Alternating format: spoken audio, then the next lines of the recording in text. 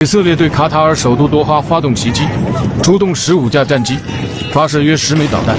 直接把哈马斯领导人在进行和平谈判楼给炸没了，5名哈马斯领导高层炸死，1名卡塔尔安全部队成员在以色列对多哈的袭击中丧生，据声明称，并有数名安全人员受伤。哈马斯高级领导人哈利勒哈亚在以色列空袭中幸存下来。美国提前获知了此次袭击，美国再次将谈判作为暗杀行动的掩护。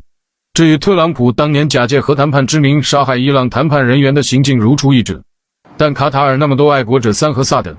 伊朗导弹表演赛都能对打一波，对以军战机就一点反应没有吗？卡塔尔空军还拥有数量众多的 F-15阵风和台风战斗机编队，关键时刻美西方武器就靠不住了。事情过后，卡塔尔外交部长阿勒萨尼称，袭击发生在3点46分，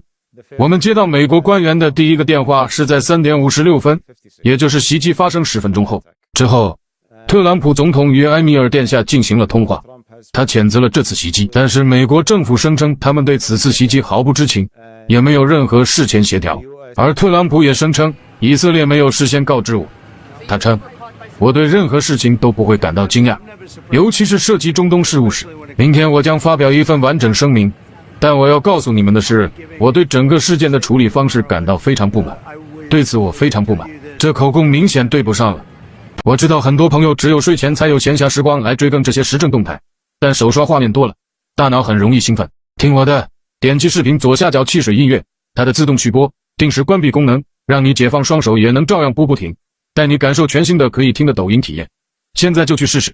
让我的解说成为您今天的睡前大字。看完卡塔尔后，才发现伊朗当初被黑惨，伊朗至少敢真刀实枪用导弹反击，卡塔尔这些逊尼派国家只敢用嘴反击，甚至话都不敢说太狠。卡塔尔空军有多强？国土面积 1.15 万平方公里，人口305万，但是拥有37架 F-15QA、36架阵风、24架台风，简直强的不能再强了。可是面对以色列，根本不敢回击，估计连反击的想法都不敢有。另一边，环保少女格雷塔的加沙援助船队疑似遭无人机袭击后起火燃烧。国民警卫队在其官方页面的声明中称，关于无人机的报道毫无根据，并暗示火灾可能是由香烟引发。但从家族号甲板摄像头的画面来看，一名船员抬头仰望，目光追踪着画面上方，数秒后刺目的闪光便吞没了船首。另一边，胡塞武装再次向以色列发射导弹袭击，美军在电视直播中被迫寻找掩体，扰乱了美军在耶路撒冷举行的独立日249周年纪念活动，迫使他们离开直播画面并寻找防空掩体。另一边，尼泊尔情况失控，抗议者烧了总统和总理以及财政部长等人的府邸，钞票如雨水般落下，多名官员被抗议者殴打，试图逃跑的财政部长比什努在街头被抗议者追赶和殴打。